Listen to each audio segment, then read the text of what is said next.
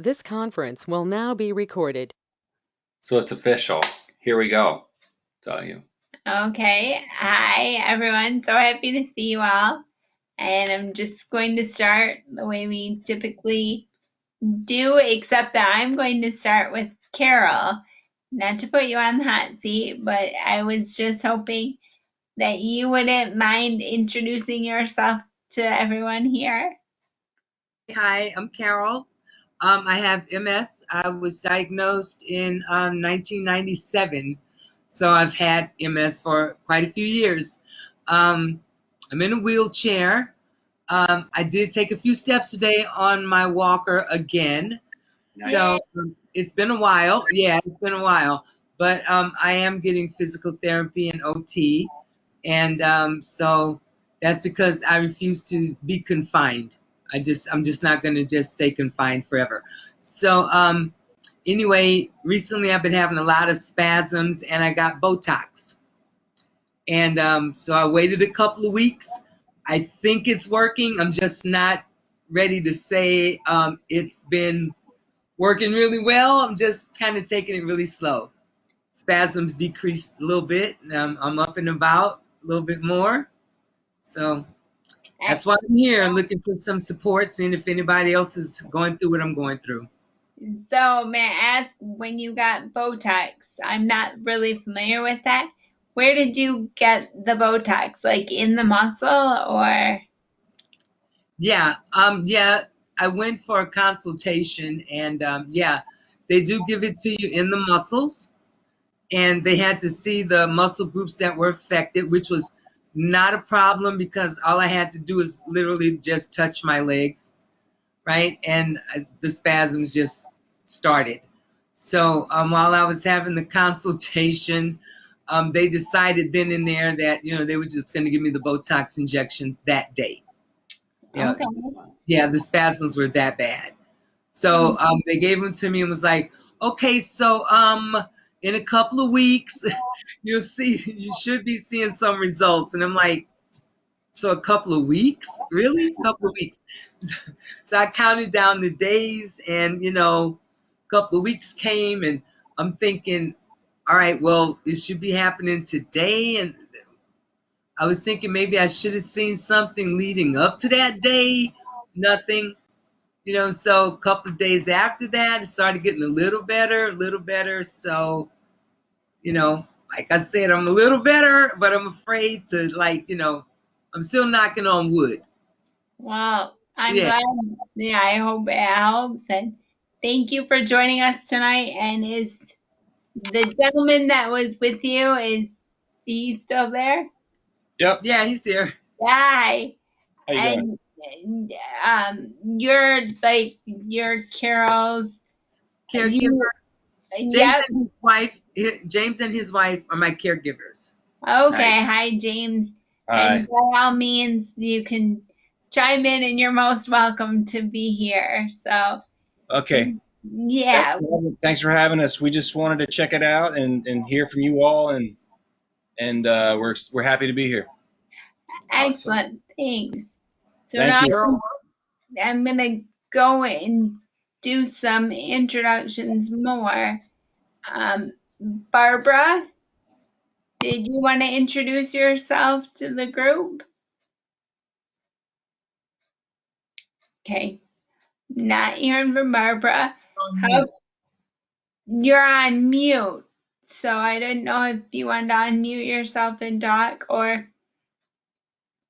if you want, we'll come back to you and we'll ask Tim if you want to say something. You also are on mute.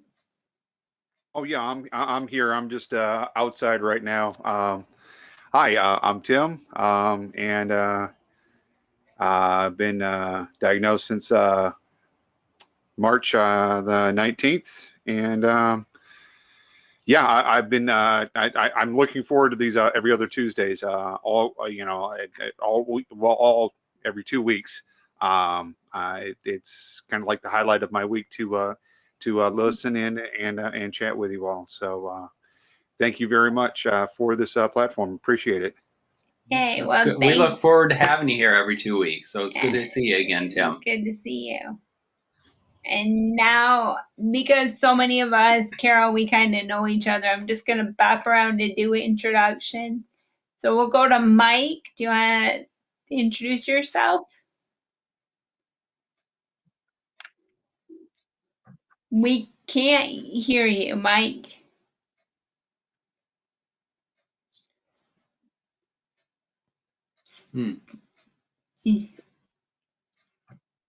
I don't. You want to try it again? Still can't hear you.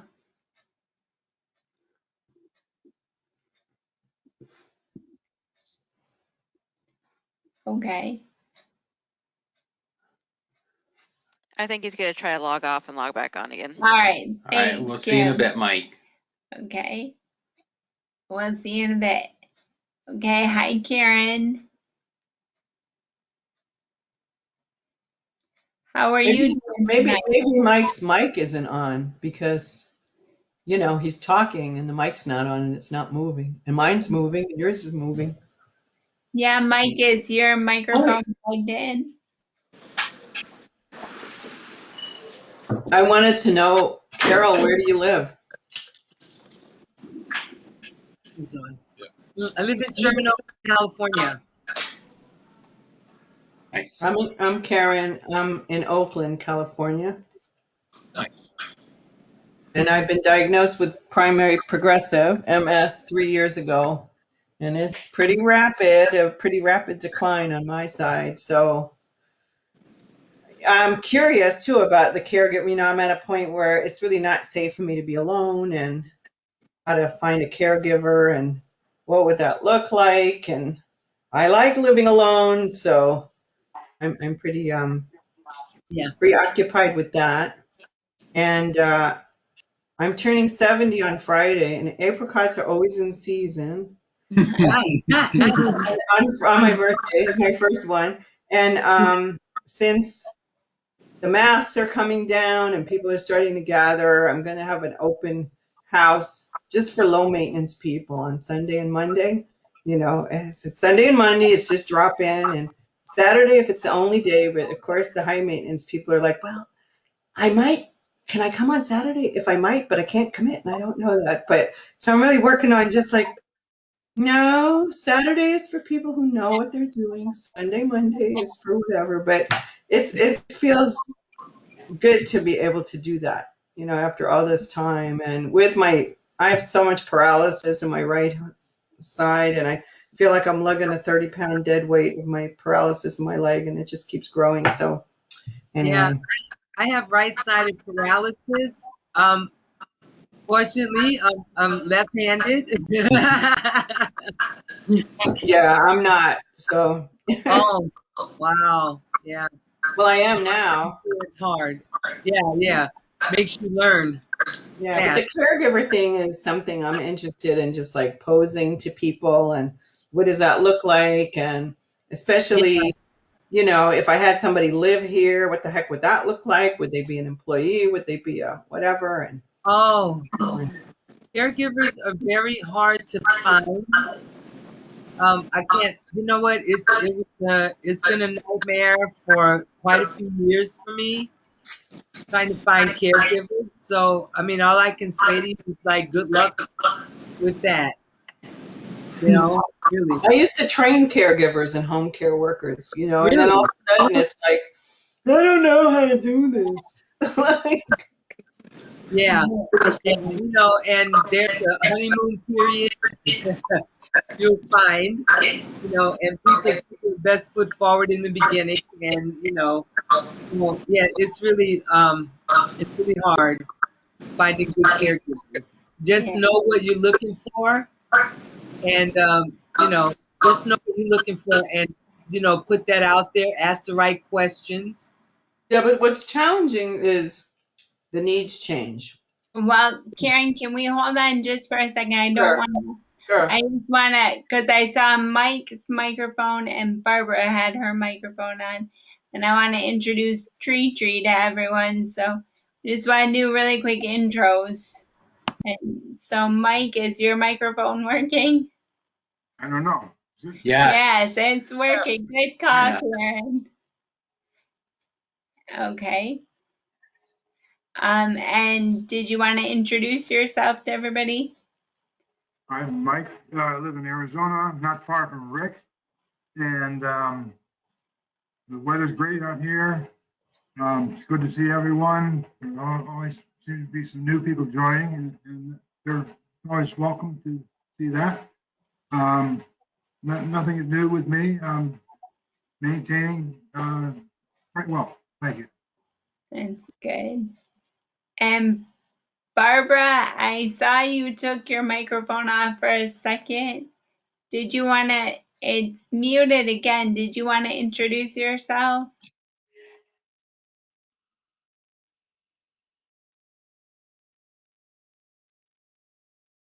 Okay, it's still muted. How about you, Robert? Did you want to say hi to the group? Oh, there it is. Is that what Oh, it yeah. is? Yes. Where's Okay. Barbara? Yes, I'm back. I was diagnosed when I was 35 and I'm 70 now. I through the years of 2 stages, I've gotten worse and worse.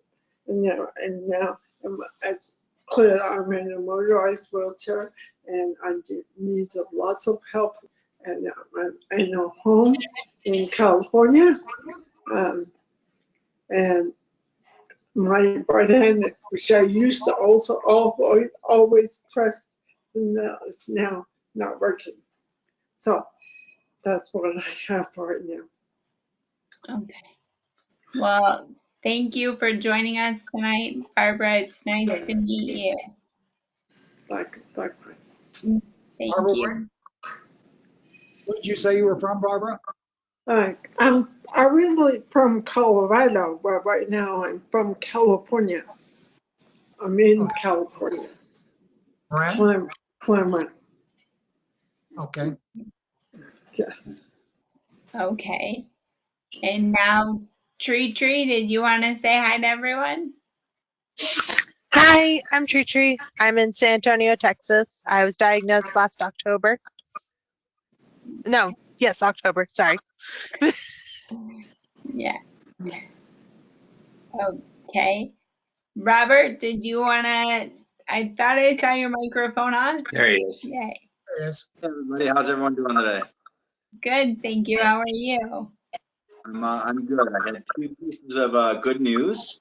I don't know if you guys recall or not, but you had recommended that I see an optoneurologist for my eyes, and I was told by the optoneurologist that my optic nerves were in good condition. What? But I have a condition which is snow vision symptom or something along those lines. My eyes are still dilated from the eye exam, and I haven't actually read over the paperwork yet. But it's a condition which causes multiple changes in my vision, but it's not MS related. It's something different. So that was a huge win. There was no neuropathy in the eyes, and I had my first Ocrevus injection or infusion, and I did not have any side effects.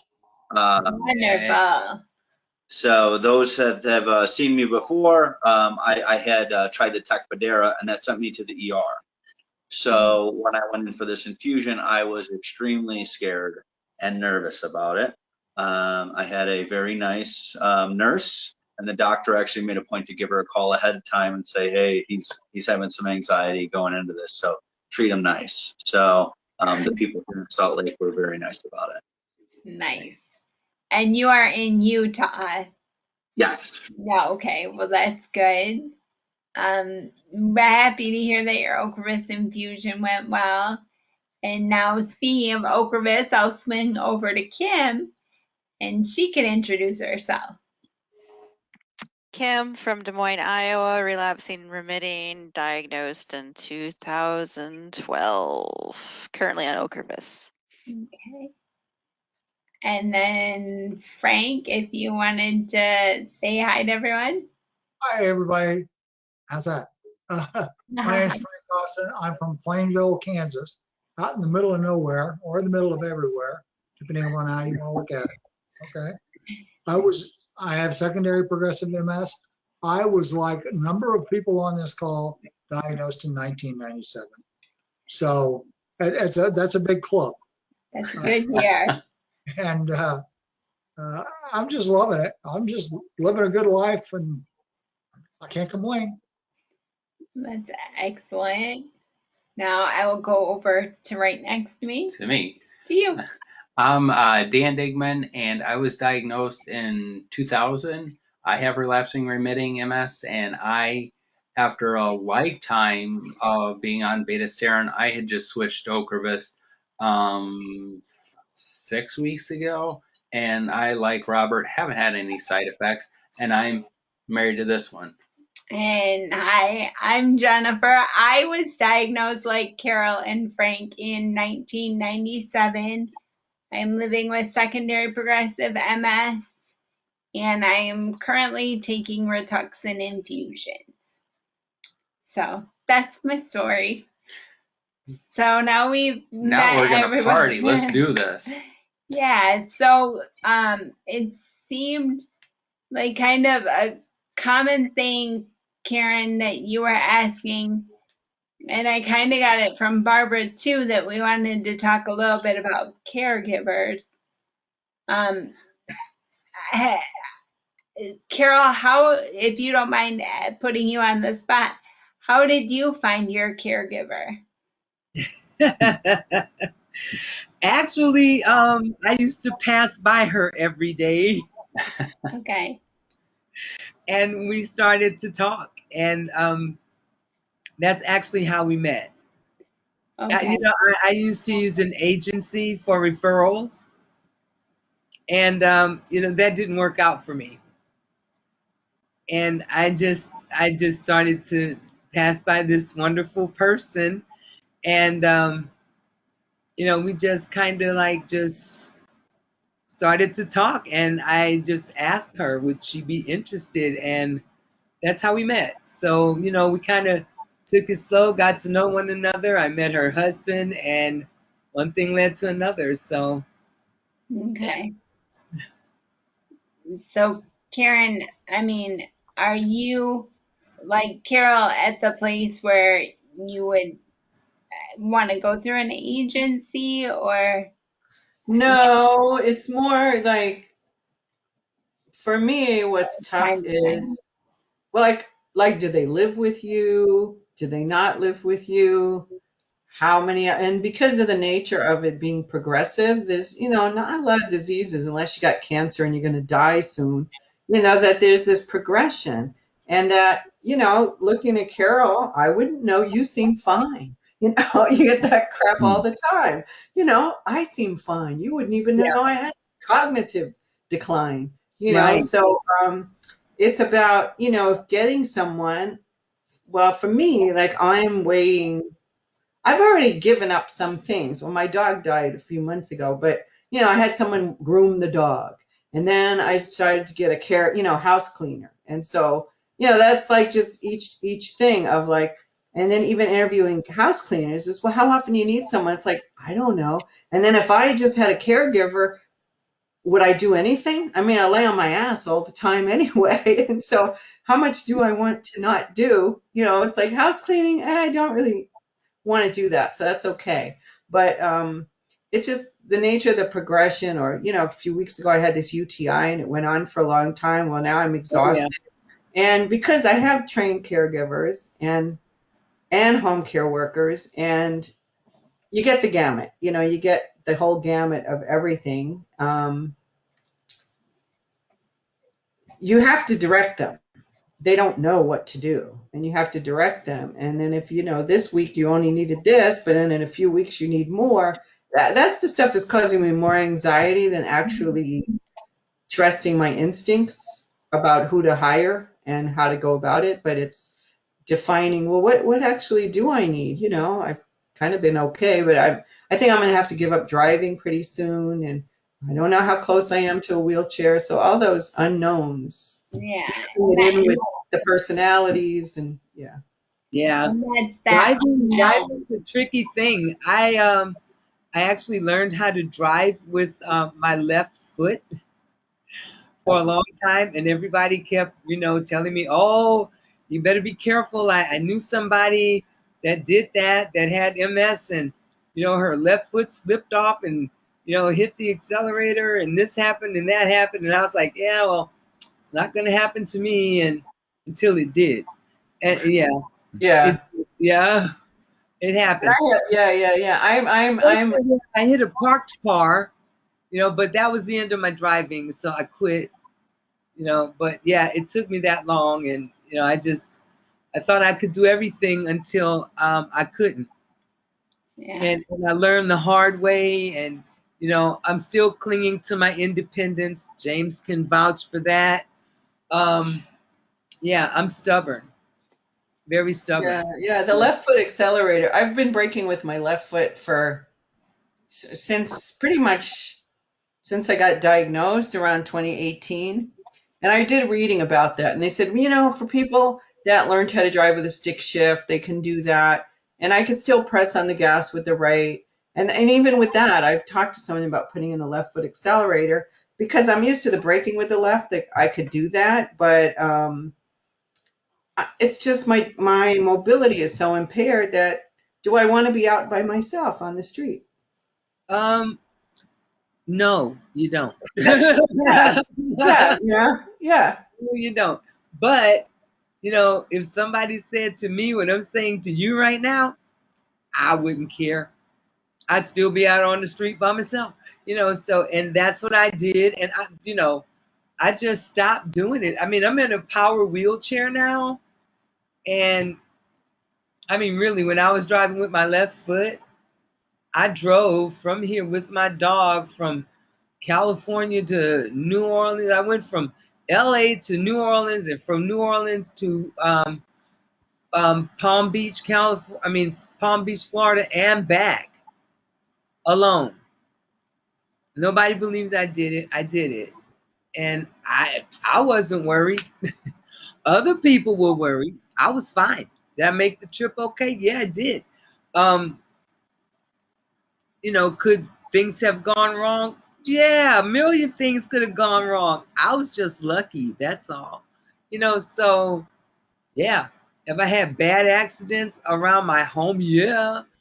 I've forgotten to put on the seat belts. I've fallen. I mean, man, I've had so many mishaps. So yeah, if I, if I had to do it all over again, I'd do things a lot differently now. Because the stuff that's happened to me could have been a lot worse. Could have been a lot worse. I could have been, more seriously injured than I was. So, you don't want to be too independent. I mean, just proceed with caution. Yeah. Yeah. So that's kind of the nature of the MS beast, Yeah. I mean, nobody, all of us, we're all growing older every day. That's life, right? So none of us want to give up our independence. None of us. I mean, I look at people, I just turned 63, right? And I look at people like, I mean, when I was like, in my early 40s, I had to walk with a cane. That was a problem. Then my doctor said, "You're an accident waiting to happen. You need a walker." What did I say? I looked at him and I was like, "Oh, that is far too geriatric. I can't do the walker. You talking about, that little silver thing with those golf balls, the little balls on the end? No, can't do that. That's much too geriatric for me." Then I did it because I had to.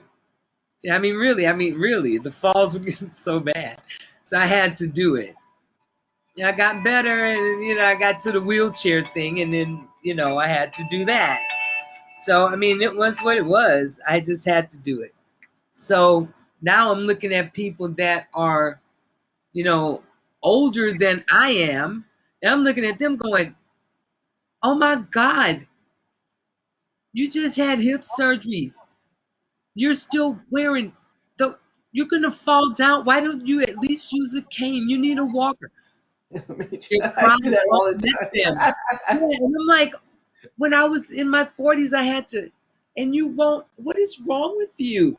And I can't understand it, but it's pride, you know. And I'm looking at it now, and I'm like, oh my God, when I was like way back when, you know, I had to do these things, and you guys are like much older than me, and your pride won't let you. And yeah, so it's But just you understand, I see that at the grocery store. I get my walker out. You know, I hated having a walker. A year and a half ago, I didn't even own one. Now I have five. But, you know, it was just like, oh no, the walker, the walker. Okay, let me get a cart. Oh, good, there's a cart at the grocery store. And the other day, I saw this guy older than me. You know, we're like getting in our cars, and I said, this changed things. Get a rollator. Yeah. it's just, you know, it is the way it is, you know. And we just gotta like, you know, suck it up, move on, do what you gotta do, you know. Yeah.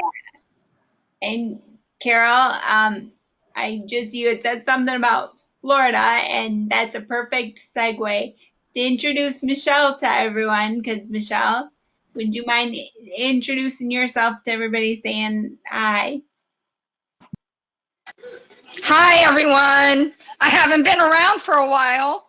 Yeah. Sorry, but I'm here tonight. I had some stuff happen.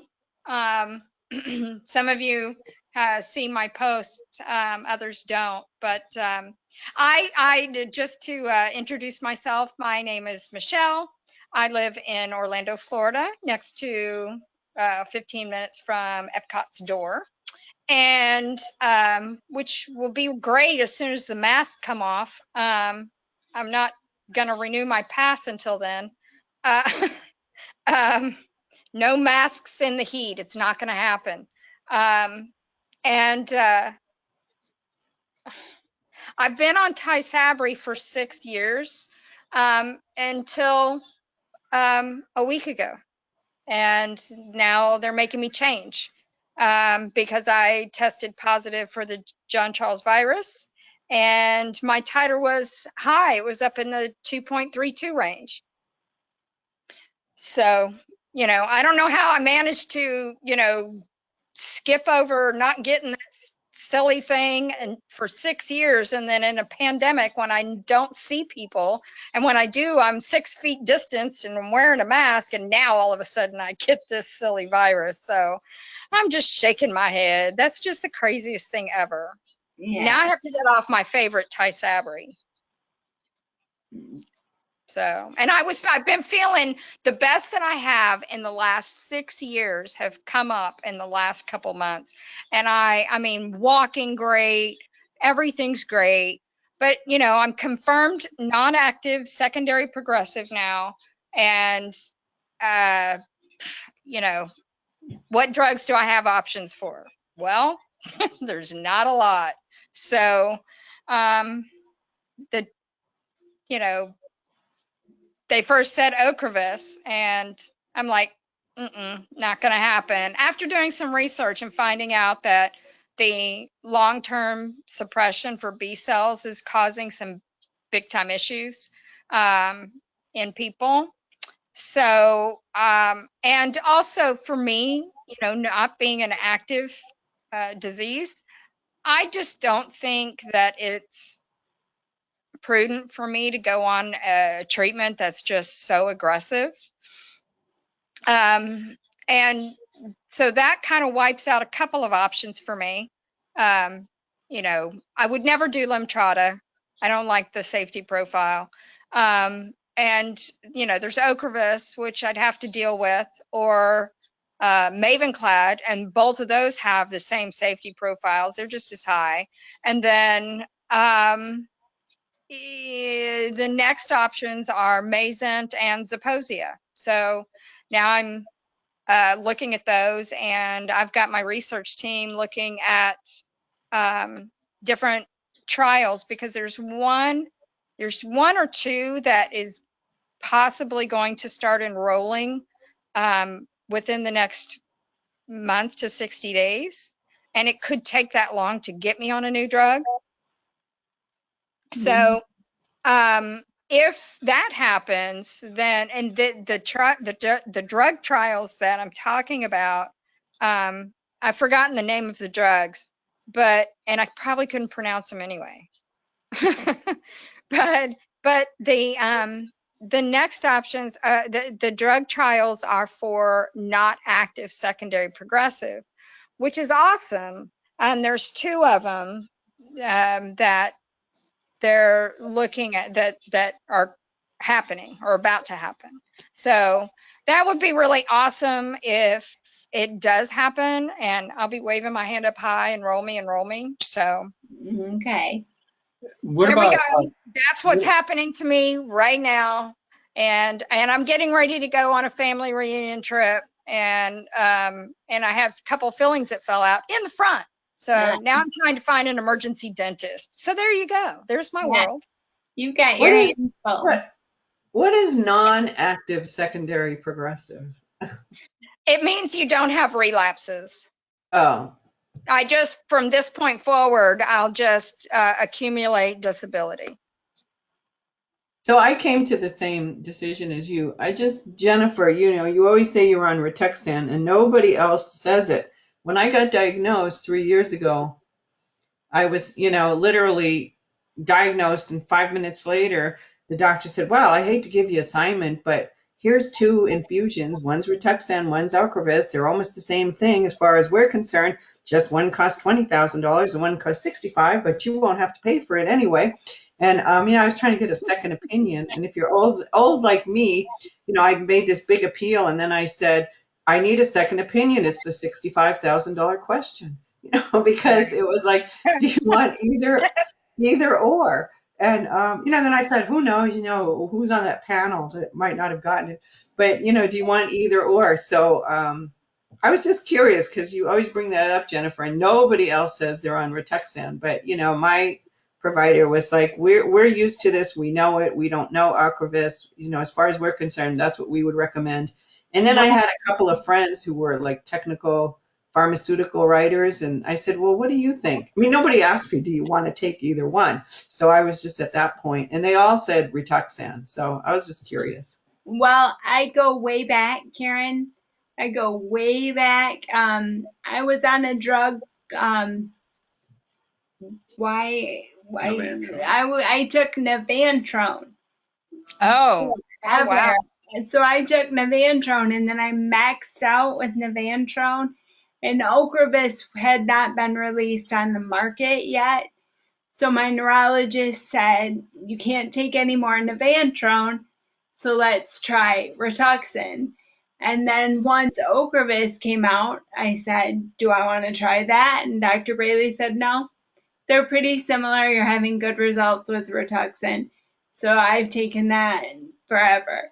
So I just wanted, I wanted just to reconfirm that that's my knowledge, because you could feel lonely going, why am I the only one not on Ocrevus? Yeah, and that Dr. Braley just said, that they're pretty similar, and that I am tolerating the Rituxan pretty well. So, and I don't know about you, Carol. You didn't talk about medicine. Are you taking any sort of treatment? Okay, so yeah, I was waiting to for somebody to ask me that. Sorry. Okay, so yeah, I'm taking intravenous immunoglobulin therapy. Yes, and I get it 2 days every month. Other than that, I just take um, muscle relaxers for my spasms. I take a lot of what was the other stuff? Oh my God, I can't think of all of it. Um, oh, Shauna could come in here and tell you, but it's all like just medicine for my symptoms, right? Okay. So but what I take instead of, I don't take any shots. The only infusions I get is IVIG, which is intravenous immunoglobulin therapy, which started in 2014. I'm not really good with dates and times, but it was 2014 because I was I was under so much stress, which is terrible. We all know. So I was under more stress than you can probably imagine. and I was trying to like deal with it, and obviously I could not deal with it really well. And one morning, um, I woke up, but I couldn't move anything, nothing, Oh. except my mouth, which I'm sure a lot of people like. Really, she can still talk? Oh my God! Right, so.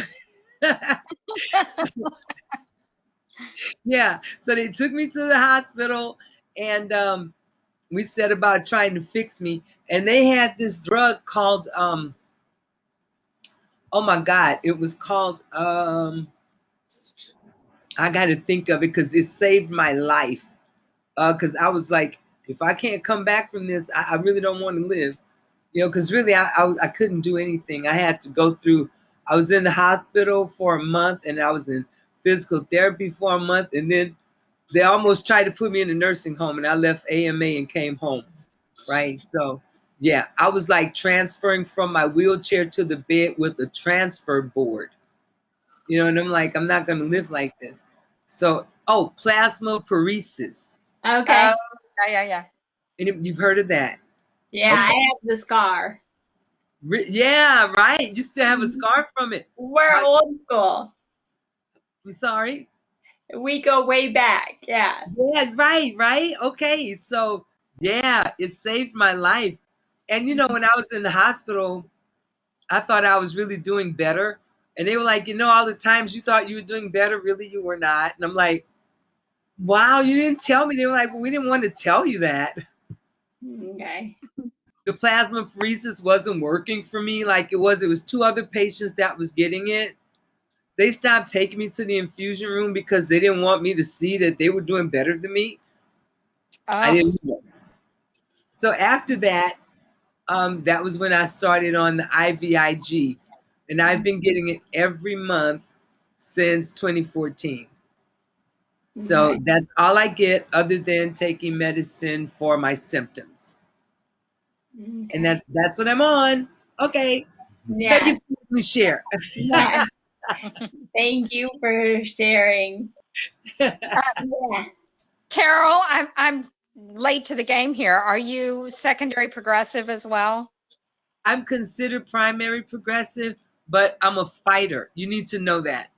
Yeah. Well, So, you sound like a fighter. yeah, I am. I'm always trying to do stuff, and I'm always going against the odds. You need to know that. So, when you tell me I can't, I'm like, okay, well, let me show you what I can do. Yeah. I'm like you. I'm like, no, that makes me so mad if somebody tells me I can't. Like, I'm not Exactly. capable. They're like insulting me. I'm not capable. I'm not capable. Exactly. Oh And my I'm not, God. I'm like, yeah, I'm capable. I just Yeah. don't want to. Yeah. I'm like, don't underestimate me ever. Yeah. Hey, that's what makes me fight the most, Yeah. right? When I'm And underestimated. yeah. And if it's something I want to do and people are discouraging me from doing what I want to do, Right. and saying that in one way or another, they're saying I'm not capable of doing it or accomplishing anything. And that's just, to me, that's the ultimate, can't think of the word, but y'all know what I'm talking about, right? I know exactly what you're talking. Like Look, very look. I insulting. can't find my words a lot, but they come to me. Might be the next day.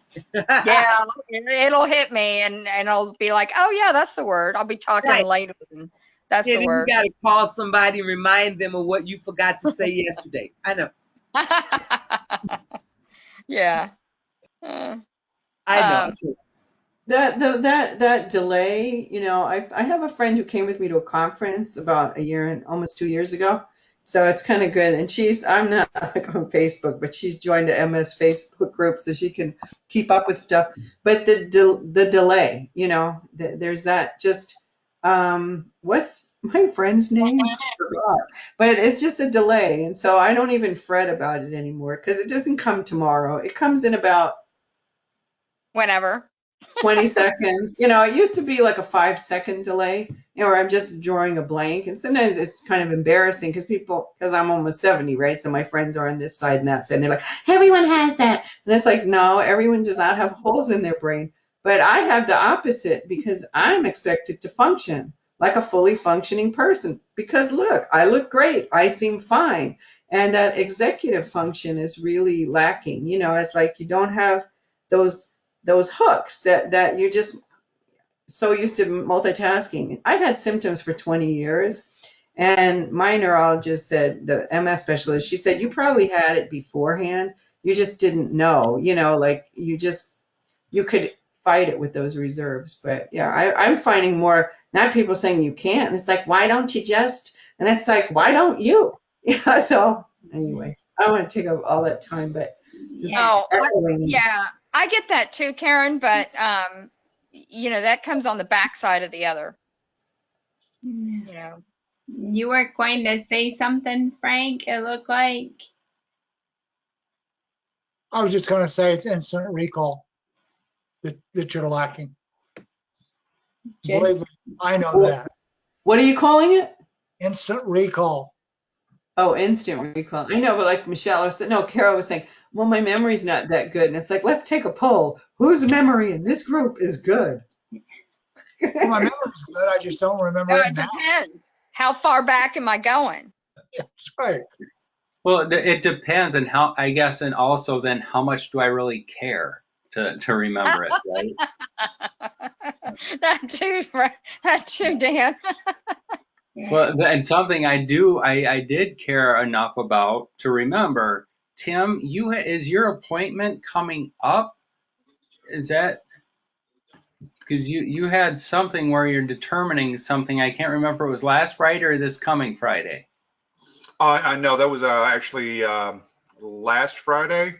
last Friday.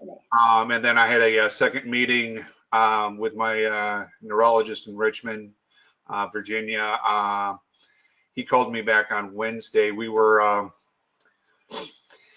So I'm not really pleased with his staff because we were supposed to do some blood work and they screwed up the lab order.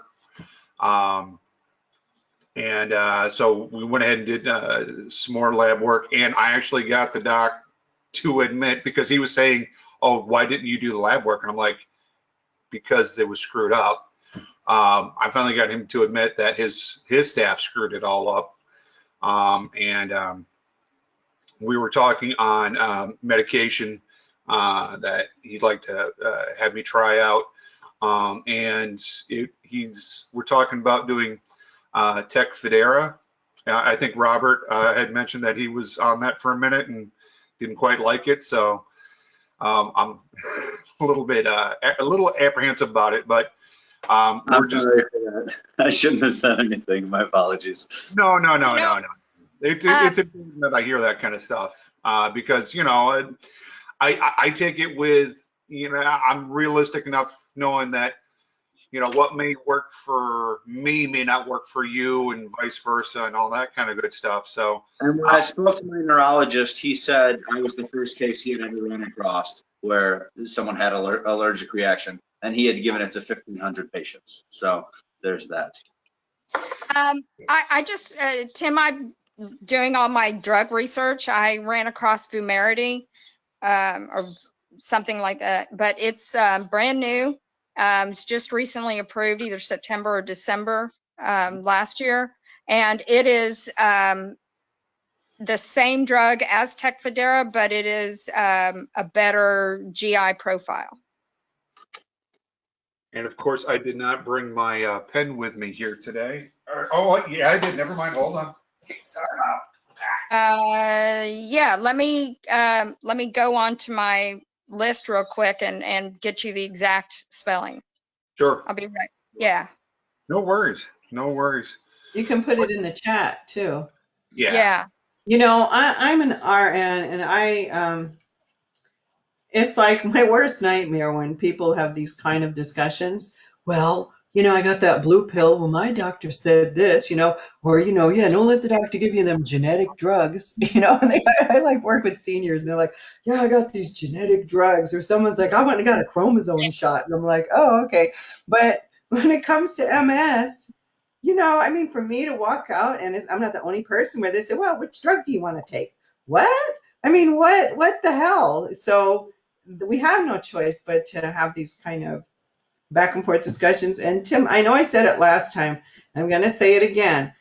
Find out who the staff is. Are they medical assistants? Are they registered nurses? Because it's night and day, who you're dealing with. Like, they don't know a medical assistant or they just don't know. I got a call back from a medical assistant saying, I'm just calling from Dr. Chang's office. She wants to know how you did. Did you pick up the medicine? And I said, well, I just, something else had happened. And she said, well, I'm just calling about that. And I was like, okay, dum dum, like I'm not even going to bother like 3 times. Like, I know my doctor would want to get this message from me, but I'm just not even going to go there. And it's just, so, if you have a nurse, they're just, not every nurse is good, but it really makes a difference. And also the pharmacists, I've had conversations with pharmacists. So just make sure you're talking to somebody licensed. And even then, it could go bad. But if they're medical assistants, expect mistakes. Well, I mean, the mistakes they were making are like administrative, like they didn't send Yeah, out lab yeah, order. yeah, yeah, Uh, yeah, exactly. I had to call back and go, hey, let's get this sent out to this lab here. And then when they did send it out, they didn't send out a full lab order because he wanted me to get a test for the JC virus, hepatitis test, HIV tests, vitamin D, which I already know I have low vitamin D anyways, and all that kind of good stuff. So these tests are rolling on in for the past I did those tests when I found out that I needed to do them. I got it done like last Friday, and all the results are rolling on in. So looks like I don't have the JC virus, so that's good. And I'm just waiting to hear back on like the HIV test and a couple of the other tests that he tossed me through. But yeah, he was kind of like, yeah, we have all these drugs, and I was like, well, this is the quality of life that I want to have. This is the level that I want to be at to function because I've got twin 6-year-olds. Well, they'll be 7 on the in June. And I work a full-time job. I do a bunch of stuff in my private life, and I'm like, this is the level that I want to be at, and get recommend something that that has the least amount of impact on that, but has the most amount of impact for what I'm going through. So that's why he was looking at Tecfidera. Looks like I'd be taking that twice a day, which I'm like, that's fine. I can take that twice a day. But we're talking about injectables and infusions, but he was kind of impressed because when we're talking here on these Tuesday nights, I'm sitting here taking notes. I've already got like 2 or 3 pages of legal pad notes that I've done here because I am that guy. I don't necessarily go to Dr. WebMD or Dr. Google, but with the stuff that I'm hearing from everyone here, it's helping me out to not be so in the dark about it, because that's one thing I don't like is uncertainty. So of course, the great deity or whoever you pray to, or if you don't pray, that's fine too. But that's my big thing is I hate the unknown. I like to know things. I like to figure stuff out. If there's something wrong, I want to know how do I fix it. And so yeah, You that's sound why a lot like me. Well, kudos to you, Tim, and I'm not trying to confuse you, but I just wanted to ask Tree, would you mind reminding me what medicine you take? I'm on Aubagio, which is a once a day pill. And I've seen a great improvement with my fatigue from it. So, Tim, did you catch that? I didn't know if that was another medicine you would maybe want to talk to your doctor about. got it right there. All right, excellent.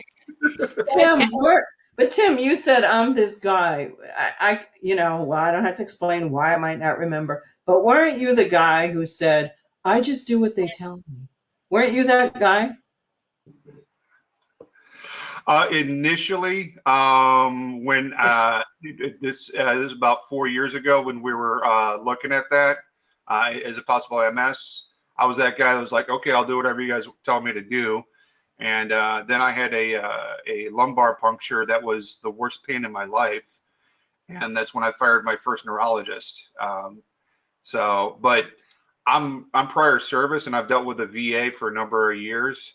So I'm always, questioning doctors, except when it came to, when I was first looking at possible MS diagnosis 4 years ago. Yeah, I was the guy that was like, yeah, I'll do Uh, whatever you. yeah, okay, yeah. I'm glad to know that you're that guy now listening to some of what we're saying and going, okay, I got to be a little proactive here. I got to ask some questions. I got to challenge some things. I'm not just going to say somebody knows what they're doing. I put the Vumerity and the link is in the chat. I pulled the Awesome. patient link for you, so just click that link and you can pull it. Awesome. Got it. Thank you. You're welcome. While we're talking about meds, could I bring up something I learned about Ocrevus? Yes.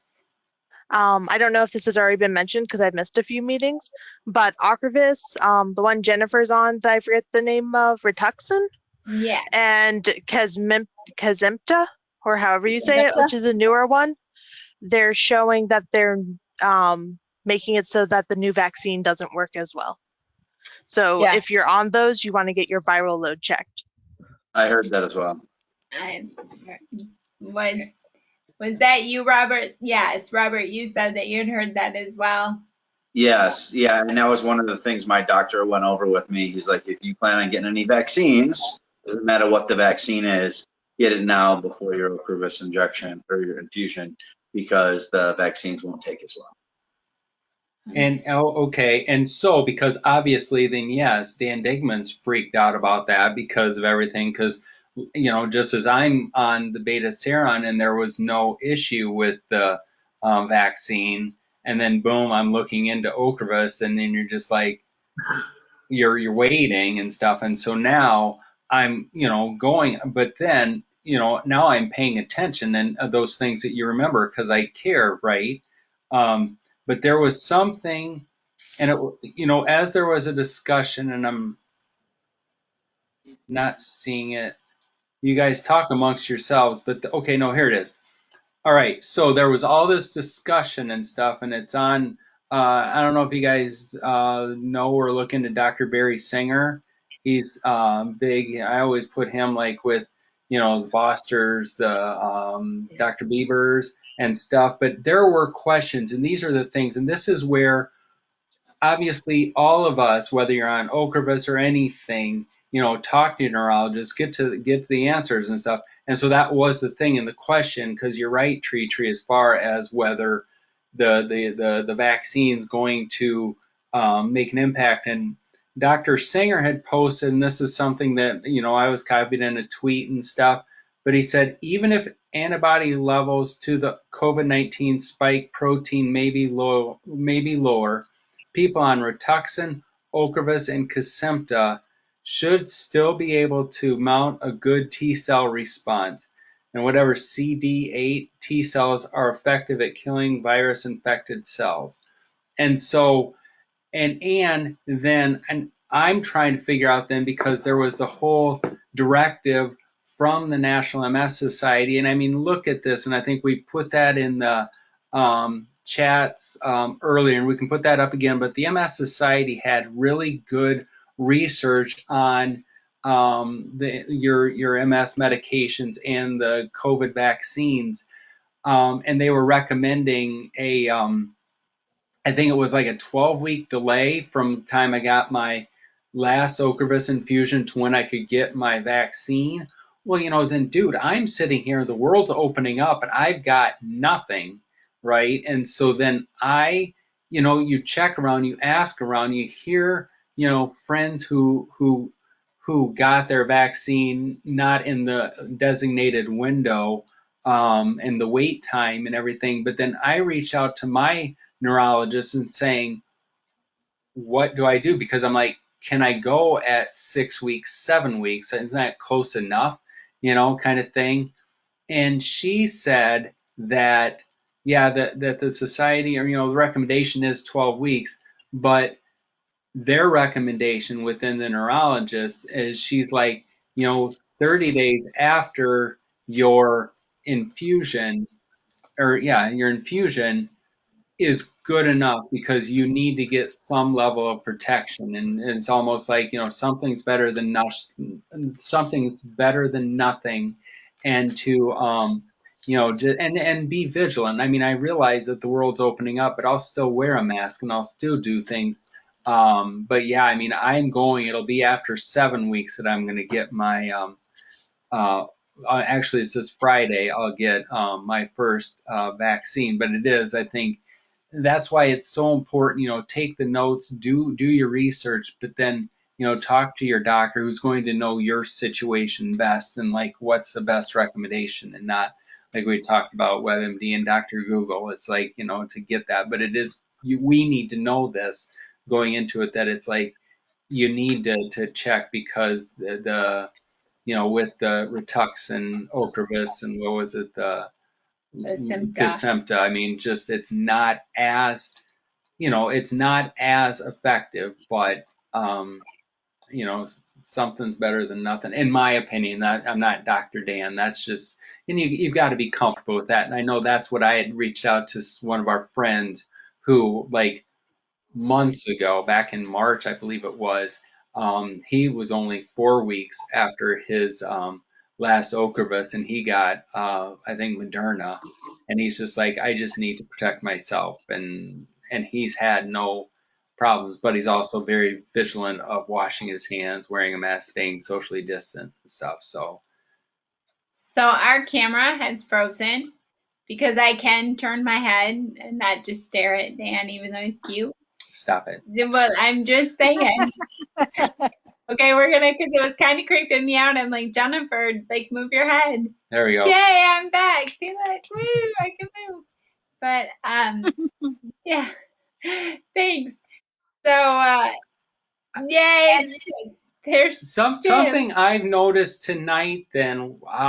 So back in the early days, us Ganders dominated the membership here and stuff. So I'm looking here tonight. California, you get the win tonight. Yeah. And then I'm looking at the sense that I want to say that half of the people who are on the group tonight, y'all are on the West Coast, and I don't think that's ever happened where we've had half, or at least in the Western time zone. I don't know I don't know about you, Robert. Are you in, like, what time is it in your world? It's 6:30 here, or 7:30 now. 7:30. So remember, Robert always comes an hour late or something like that because he doesn't. I made it today. On time. That's true. But there for Karen, Carol, and was it James? You guys, it's like 6:30 out there, right? Yeah. So I mean, look at all that time zone and stuff, and then the Central Time, and then us East Coast, Eastern Standard. I'm originally from New York, so all those people that Tim was talking about. My social worker is the only one she goes, Karen, let it rip. I'm like, these fucking idiots. They never fail to be fucking idiots. So, like, yeah, I'm in California, but let me tell you, no. Yeah. All right. So, Carol, really quick, who is with you now? This is James' wife, Shauna. Hi. Hi, Shauna. She popped in. She said, I want to say something. I want to say hi. Say hi. And Shauna is between Shauna and James, they're your caregivers. Yes. Yes. Okay. Bye. Thanks for joining us, and you're welcome anytime. Thank you. Yeah. I just want to say real quick, we actually have to hop out of here in about 10 minutes, but thanks for having us, and we'd love to come back. Oh, please do. Okay, well, good point here. So as long as we're here, because we always like wait till the last minute and it's like, oh my God, I can't believe we didn't announce that. So mark your calendars. All right. So this being said, our next meeting will be on June the 8th of June. So, wow. Dude, so hey, happy Memorial Day weekend. Yeah. So June 8th. June 8th will be our next meeting. yeah, same time.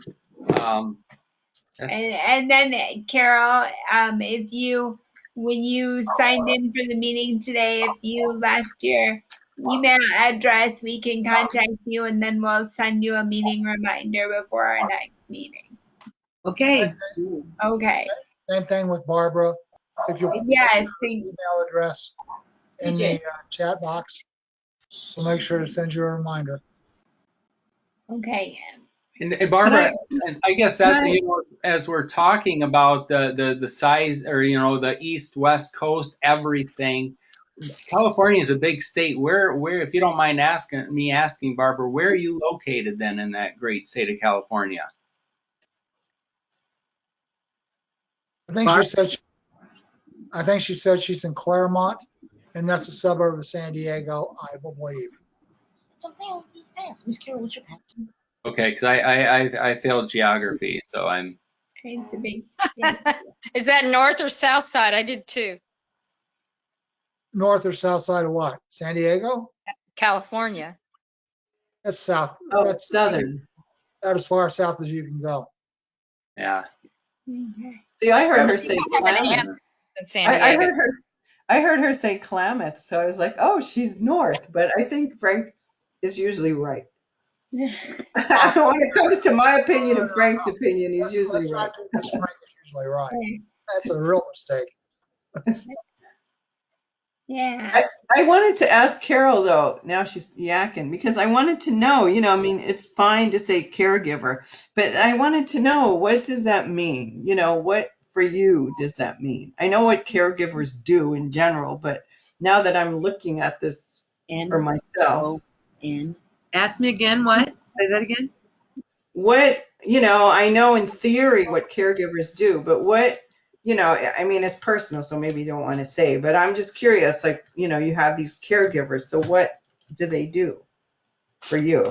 How do you arrange that? Like, what is it daily?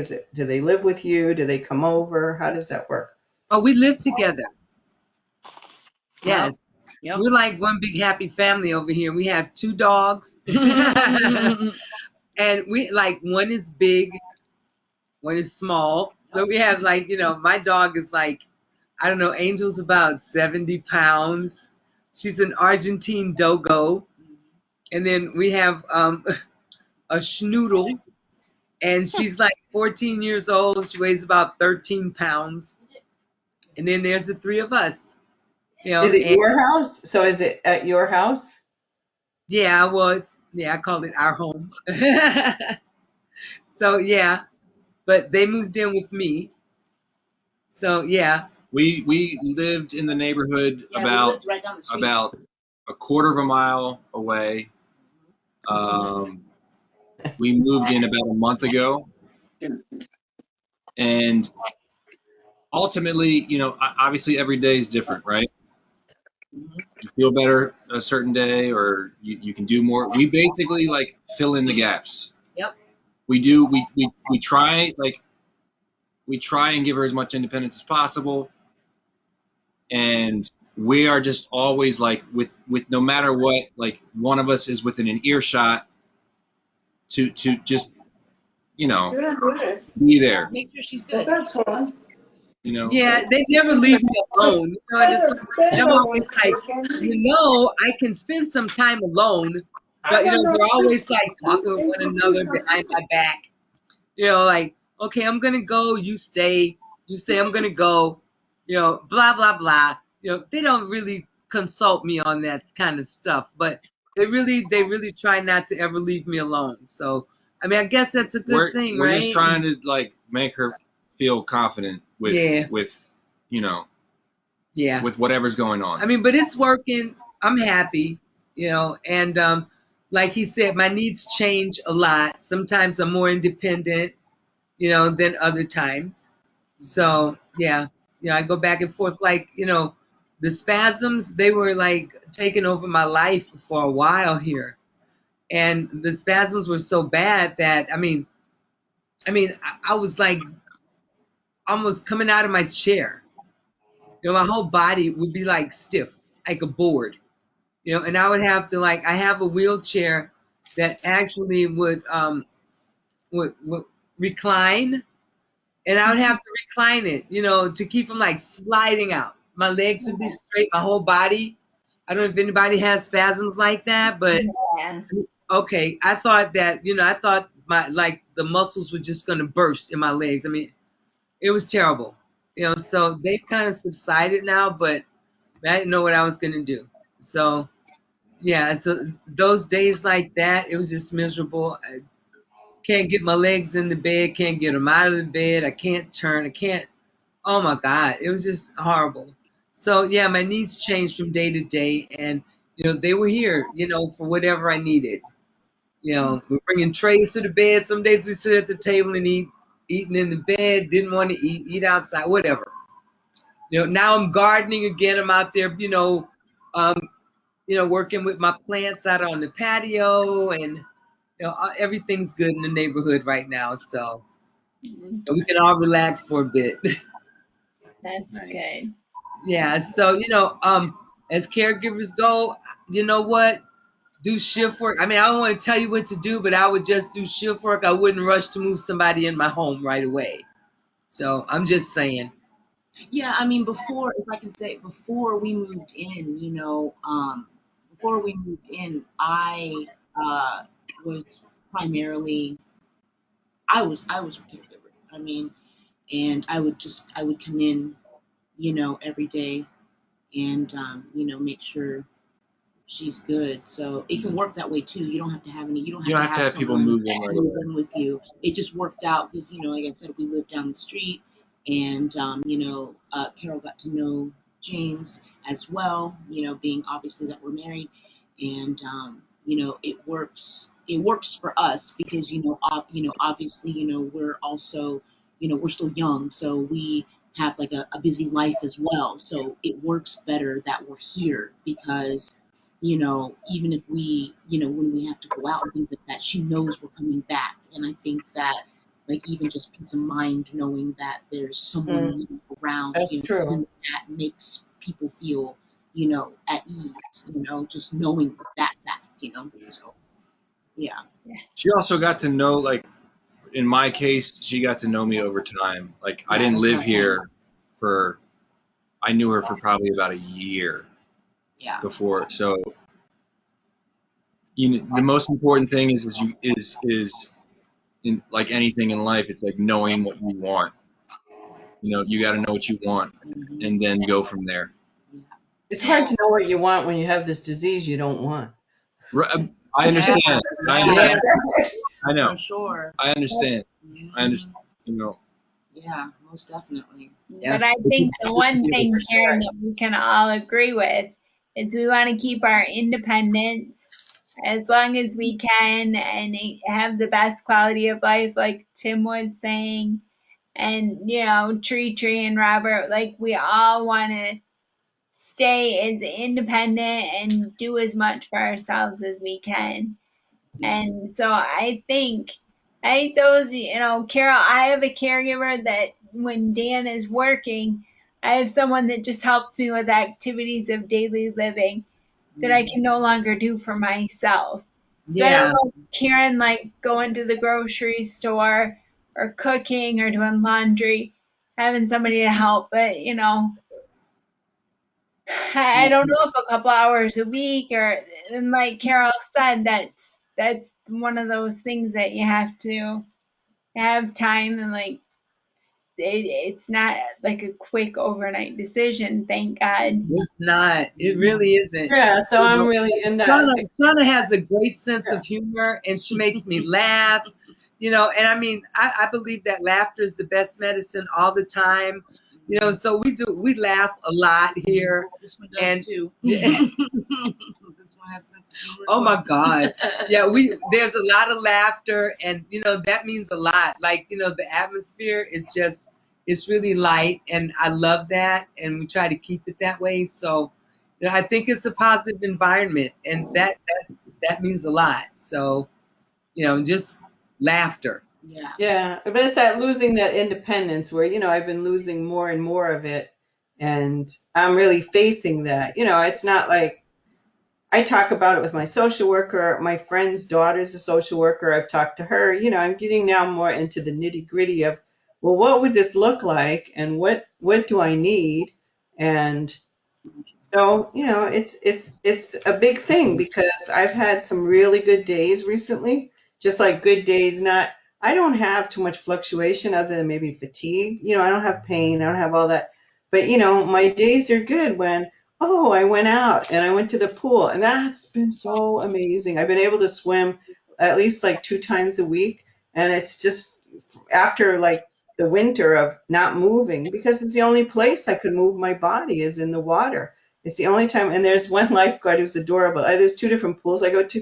I'm at the pool, and he says, I said, oh, Toby, is that you? Is that Karen? Is that you? So we're talking about music. What's going on? And then he said, oh, you know, I really like Frank Sinatra. So I'm swimming, and he's singing Fly Me to the Moon. You know, I mean, like, I love those, you know, so that if my world just shrinks, that it's just me, as much as I like being me, those little interactions, or, you know, I went to the laundromat. I can't do it anymore. I'm having work done, so my garage is going to get back to having a laundromat. But I love going there. Like Miss Lottie takes care of me, sends me home with bread. You know, she's just like, Karen, come here. I told you not to do this. You know, and she just takes care of me. Karen, you need better shoes. And it just whenever I go to the laundromat, Karen, where'd you park? Okay, let me help you. You know that those things that you know. There's so much I can't do anymore, but I just live for Right. those spontaneous interactions of who knew, you know, who knew that was going to happen? And, you know, Right. as I see like, oh, someone else going to have to drive me. I'm always going to have a chaperone. What's that going to be like? You know, I'm trying to believe, and I think it's true that when the time comes, I'll be glad that someone's here. You know, I like being alone. I like living alone. So this is a big thing to give up. That, Yeah, yeah. But you know, I'll create a space. Create a space in your home that's just yours. You know, that you can go to when you want to be in your own space. You know, start to create that for I'm in yourself. my own space. I know that's the part I that's. know your whole house is your space. And then I'm still, you know, on that fence about the left foot accelerator. You know, I wasn't going to do it because I thought, well, then I'll never use my right foot. But, you know, I might need that left foot accelerator, you know. Yeah. Yeah. But you know, like I said, you know, find some laughter. Always get up, let the sun shine in, turn on some music, you know, stuff that you love and that you can sing to, you know, and Well, that's me. that's My different. business card is like I don't have a business, but my calling card is humor infusion, creating a ripple effect. So like you know, I feel like as long as I'm still creative in my mind, I'm interested in things, and I'm okay. But you know, if it gets to a point where my body doesn't work at all, it's like I don't know. Anyway, And that creative cue, that would be a perfect place for Rick to talk about the marsh because I believe that he's gonna pop in a few minutes just to talk about the marsh program. Oh my God, you were reading my mind. There he is. Yay, Sitting excellent. here, I'm sitting here working away, and you oh, were and reading listening. my mind. Yeah, it is because maybe Jimmy will be playing some Frank Sinatra tomorrow, Karen. I'm not sure, but he could be. I know he's going to be playing some old standards. He keep telling Yeah, me. but going to the pool and doing back sessions in my favorite 19-year-old lifeguard singing to me, like how precious is that? Well, maybe I know you usually join in, so when you join tomorrow night, you can have Jimmy sing to you because Jimmy's a trip in himself. Um, so yeah, we have this um, monthly show, and this is going to be just the third month that we're doing it.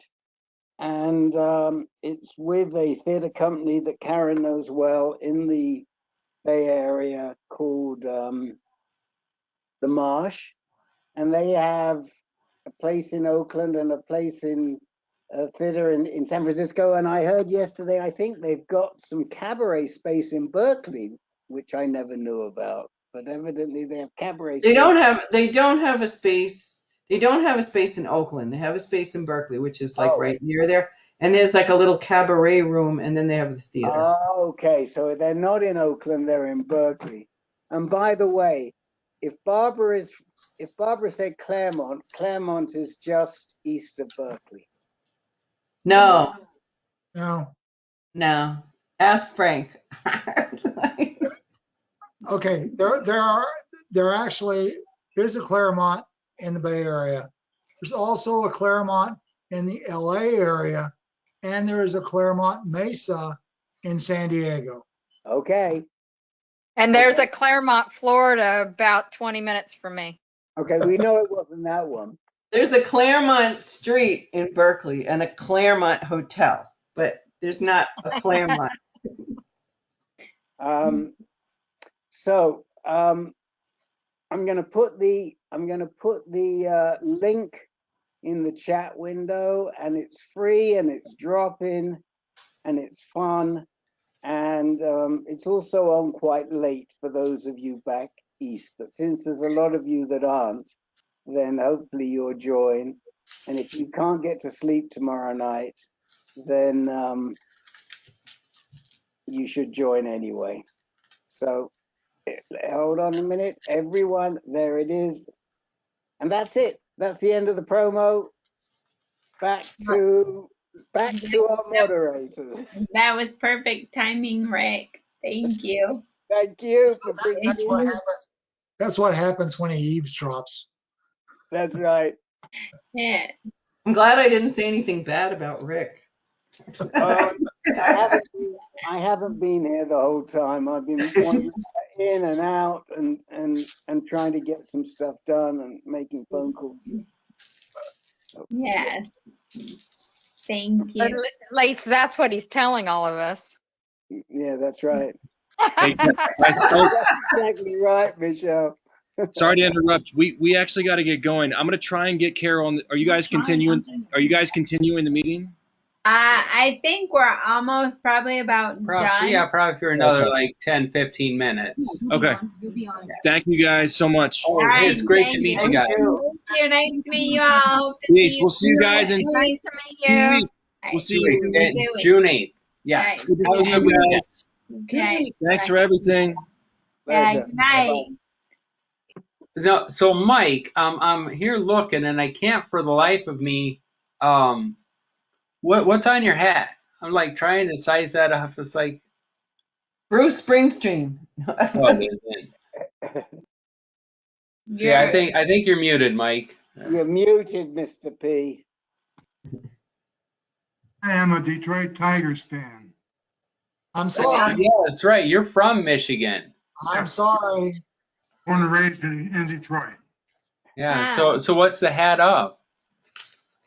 Tigers. This is black hat with a. Oh, this is the wrong hat. This is back golf resort. It's Okay, nice. But I forgot that you are from Detroit.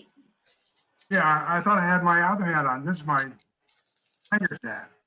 Really Yeah. I was gonna say I wouldn't have to ask on that. That's huge. What do you got there, Frank?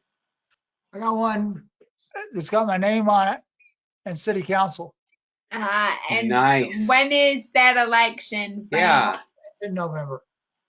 It's in November. I got time. I don't even know who else running. Well, I don't think anybody. Filing deadline's June 1st, so.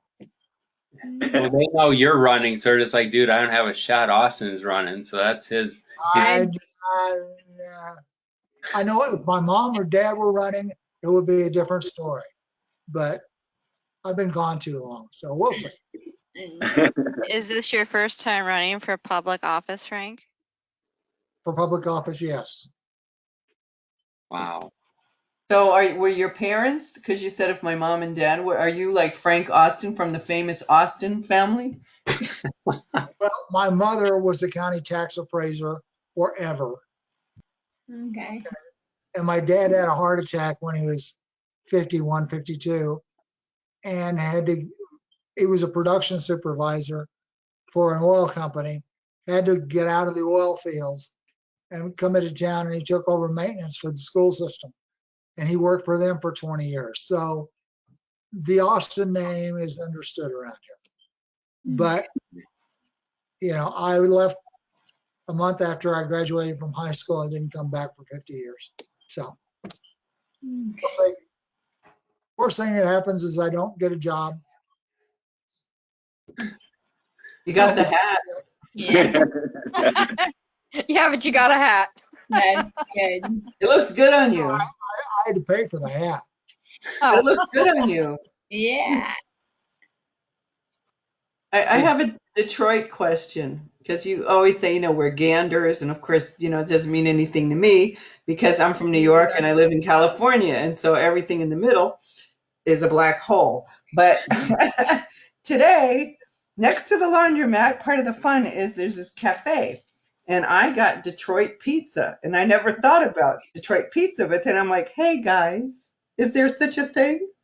Where did you get it from? Did you get it from Jets? Well, it's Californicated, it's Oh, California Detroit pizza. So it was so good. They told me they blind, it's blind baking, double blind baking or something like that. But it was so good. I even have a picture of it. I had to send it to my friend. You raise a great question, Karen, because we just have pizza, but then when Jets Pizza came to Mount Pleasant where we live, and it was just like, and it's really really good pizza, and it was like a deep dish whatever, and then we start seeing advertisements for it, and well, because you have like Chicago style pizza and things like that, where it's like, York oh, but then they're just like, they're like, oh, here, with Detroit style pizza. I'm like, I didn't know that was a thing. I don't know. It's delicious, whatever it is. It's good. It was like focaccia but it was pizza because I sent a picture to my friend because we're from New York, and she's like, I don't like soggy crust. I'm like, but that's New York pizza. Okay, so I got the Detroit pizza, and I had a choice. They had a lot of things today at the bakery, but he's like, we got ham and cheese croissants, we got sausage rolls. I said, I think I'm going to go for the Detroit pizza with pepperoni on top, but it was amazing. Do you have any insight into that, Mike? I know that Pizza Hut was running a special Detroit pizza, and from what I read in papers and Wall Street Journal, etc., nobody bought it because nobody knew what Detroit pizza is supposed to be. Me too. Didn't understand what they made this thing up. As I know, Detroit pizza will be a square pizza. It was. Could be deep dish or not. Lots of meat and vegetables and sauce. Here's how I've had pizza in Detroit. It's really good. All right, so I just Googled it. So yeah, there's Detroit style. Ha! It's just style. Rectangular. Yeah, mine wasn't square. It was rectangular with a thick crust and crispy and chewy, topped with tomato sauce, Wisconsin brick cheese. I don't know about that. The edges are kind of burnt, and it was a lot of pepperoni. It was good. They said it's sauce on last. well, because that's the whole thing. It's just like we get like the big rectangular pizza, and we eat like the corners first because those are like the crunchiest and stuff. Yeah, So yeah.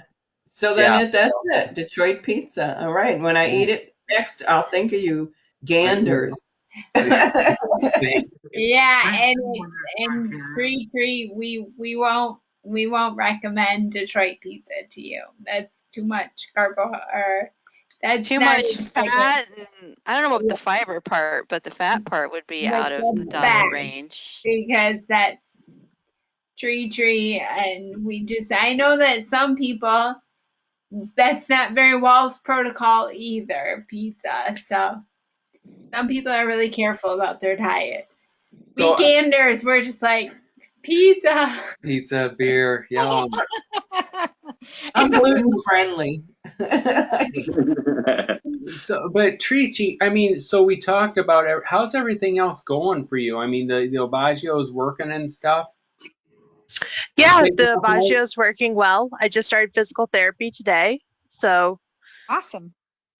Although since I started the Baggio, my walking's become a lot easier, and I've gone from using my walker back to using a cane.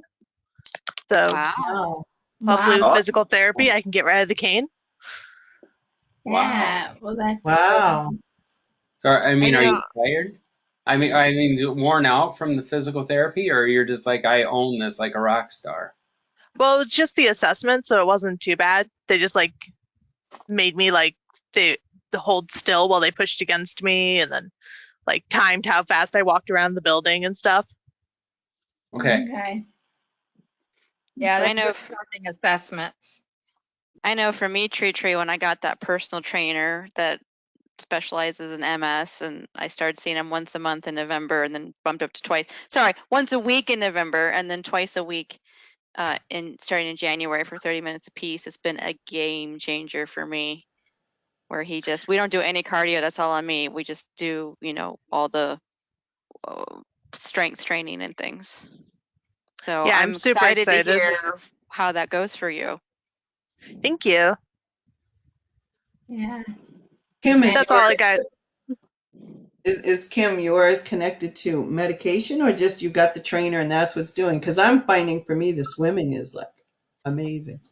My medication hasn't changed at all in like 3 years, so it's not that. It could be other factors as well, but that's the big one that's changed, that I've noticed a huge difference in my energy levels. Now I'm a little terrified as the summer comes upon us, and as it gets hotter and humidity, I'm afraid I'm going to shrivel up and not have any energy. But I've had way more energy a month. So when I had my last infusion in the middle of February, my energy tanked, and then about a month later it came back. And so I don't know, we'll see. I'm just grateful that I haven't been this long where I've had this much energy, so I've been incredibly grateful.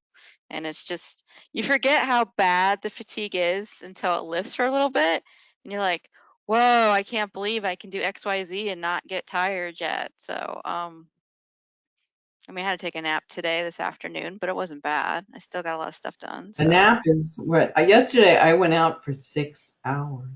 Oh. wow. Wow. Oh, the I one was thing I was worried gonna about I went swimming at 11 and then I stopped in Chinatown and I got a banh mi Vietnamese sandwich and then I went to the Vietnamese car wash because I wanted to get my car washed because it's filthy and it's like my birthday. And I sat there with my Vietnamese food while I washed my car. And then I stopped at a Ross and then I went to Walgreens and I'm like, oh my God. Oh my busy God. day. Today after the laundry I was tired and but still like 6 hours. I don't think I've been out of the house for 6 hours. Well, the I thing did I the was same gonna thing recently, and I stayed out at Target for, I don't know, 3 or 4 hours, and just looking in one small section. And actually, I got to go back. I got to return the things that I ended up buying. Ha! Yeah, I got to replace the hair dryer. It didn't work. It's, I don't know, busted or whatever. the thing I was gonna tell you, Karen, is one thing I loved when I would go swimming in the pool is I got one of those waterproofed, back in the day, they don't make them anymore, the eye shuffle. So you could listen to your own water tunes underwater with headphones. So if you could I have my own jukebox. Okay. My jukebox doesn't my personal jukebox does not work well underwater. I need Yeah, no, external I have a music. jukebox. That like But I always got I love that to swim and have yeah. like a rhythm to do. Oh, the best. Yeah.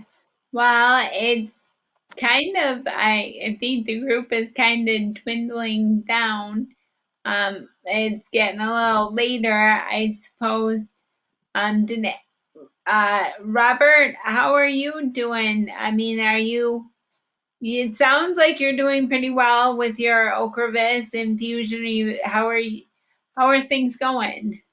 So I'm very positive because, like I said, I was very scared both with my vision. So like I said, what was the name of it? Visual snow. I guess it's a visual snow syndrome is a neurological disorder characterized by a continuous visual disturbance that occupies the entire visual field. So it looks like if you were watching old TV and its reception's not coming in good. So that was going on. along with trails, multiple LEDs, sensitivity to light, and not knowing any better, you know what I mean? I just thought, but after talking to the Rocky Mountain MS Clinic recommends they send everybody to this eye doctor. So they seem like they're very knowledgeable people, and I was happy for that result. So I had two big wins in the Ocrevus infusion and the eye doctor. So I'm super pumped right now. You know what I mean? Life is good. Yay, that's wonderful to hear. I'll take those victories. You know. Did you have any problem sleeping after getting the steroid that night? And did you get the munchies? Oh my God. I made the mistake of bringing my girlfriend with me to the infusion, and my Benadryl had me so loopy, I was probably getting myself in trouble. Yeah, I did not expect, I didn't know Benadryl was going to do that to me. You know what I mean? But I was very loopy. And I don't know if Ocrevus is the right decision or not, but my doctor, Dr. West, said he worked out in San Francisco, and this is a revised or second version of the drug that they've already had out for a bunch of years. And he had actually been working with it since 2015. So he has a lot of experience, and he was very, I guess, pushing me towards this drug. And we also spoke about maybe potentially doing this for a short term, like 2 years, and then tapering off and switching over to something after 2 years. So I think I have a good game plan in order as far as trying to, because I've lost 40 pounds since January. I weighed in at 235, now I'm at 195. So ideally for myself, I'd like to, cut some more weight off. 185 was my goal. Try and get my gut health in good working order. Continue on my supplements, and try and get my gut health and my brain health as good as possible, and then taper off to another drug in 2 years. Wow. Did you say Dr. West from San Francisco? Dr. West from Salt Lake City.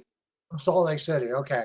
Yeah, Dr. Timothy West in Salt Lake City. But when he was doing his training, when he was attending clinic, he was attending at a MS treatment facility in San Francisco. Okay, I think I know him from University of California, San Francisco. Oh, you do? Well, that would be it. Yeah, I mean, if he was in a MS, that's the only place in San Francisco, and then there's Stanford. Okay, so yeah, that's where he said he had worked before coming over to Salt Lake. So he said they had been doing trials on Ocrevus for 5 years or whatever before it was introduced in 2018, and he had a lot of experience with it. Yeah. So why did he say in 2 years? What was that about? It was just my own personal goal, I guess, is to, I think I'm going to be on meds my entire life. You know what I mean? But just to stay on Ocrevus, which seemed like a aggressive move right off the bat. You know what I mean? Maybe something comes up in the next 2 years that's less aggressive, or I don't know. But he did say it was a good drug for tapering off of. I think, yeah, and now that I think about when, because it was 3 years ago when it was suggested, they were like, just try it for 2 years. So maybe that's where you got the 2 years from too. Yeah, maybe. I don't know. But one thing I was going to ask is summer's coming to Utah, and Utah can be pretty hot and dry. I was trying to use the MS Navigator. Everything I've ever said with the website, just hop on MS Navigator and ask a navigator. I was inquiring about a cooling vest and how to use the MS website to speak with someone and kind of, they say use a navigator, but I haven't actually got to that step yet. And I don't want to refer incorrectly, Robert, but as far as I know with cooling vests, and Frank, if you know otherwise, or anyone who knows otherwise.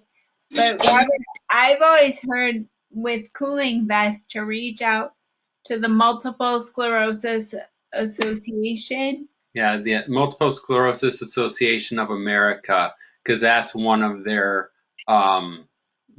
big things is that kind of equipment. But I mean, look, I think it's msaa.org, I believe. But that I would look into there just to see. And they can financially help you with a cooling vest. And There's the other group too. Like the MS Foundation. Yeah, and I think they're MS focused. I'm going to pull it up right now. Yeah. I just know we had done something a couple weeks ago with the MSAA, and that was one of the big things, was everything with the cooling vests and stuff. And so, and last week's drop-in call with the MS support group leaders covered cooling vests.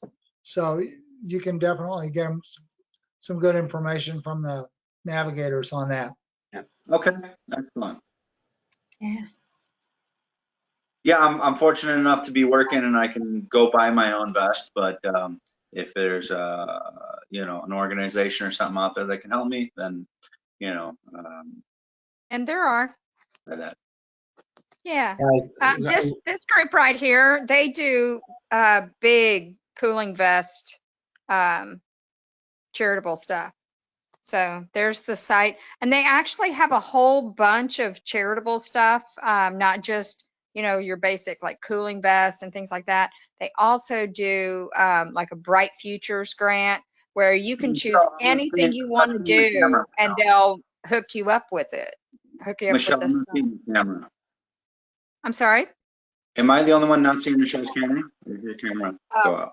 Oh, she just froze on my Oh, screen. okay. Yeah, I was trying to look for it and I couldn't see it. She froze. She needs a cooling vest. Am I back yet? Yeah. You are on mine. Yeah. Oh, I was putting the stuff in the chat room, so I'm on my phone. Okay. Robert, Okay. don't feel bad about using resources and having things paid for you, because this disease is incredibly expensive. And to get any financial help possible in anything, utilize it. Seriously, do not feel guilty, because the money will be flying out faster than you think it will. Trust us, we've been a while in this. And I live alone, and having to do all of the stuff, like Karen said, she lives alone, and you got to do everything, but then you're also financially responsible for everything. So it's rough but happy when you get something like the Health Well Foundation, which is what I got, and I did a birthday donation for them because it's a fantastic organization. They provide grants for drug copay. And So what was Health Wealth? What was that for you? Health Well Foundation. It's one word, HEALTH,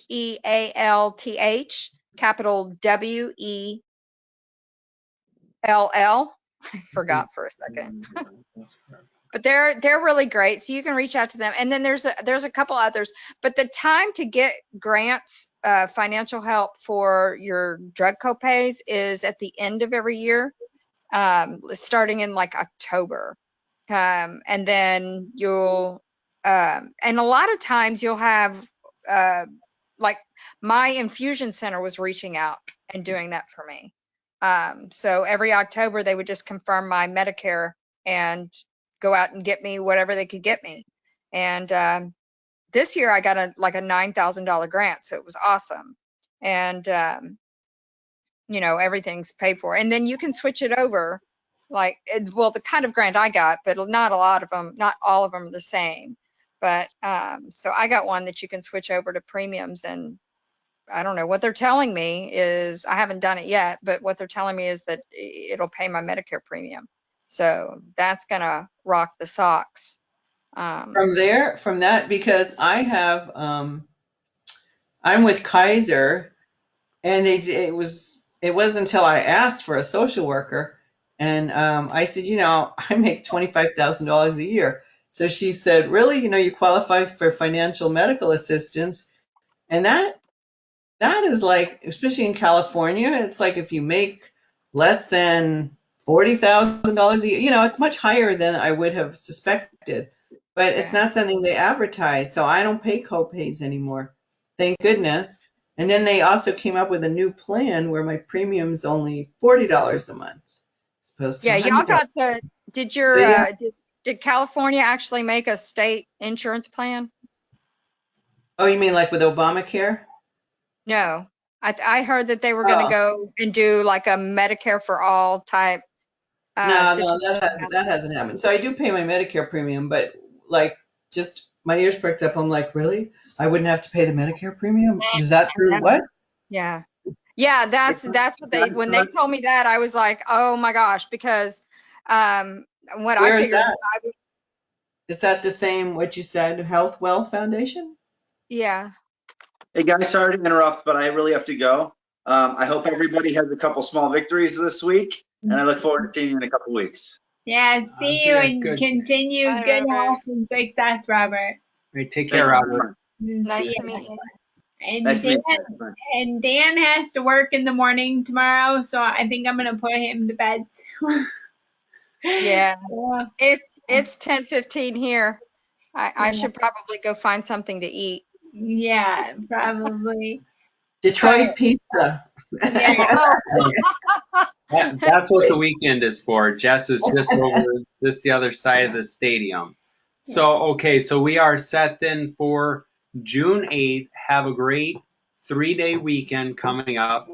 And we'll hope to just stay in contact and everybody stay healthy. Well, I'll stop recording now. Now I feel like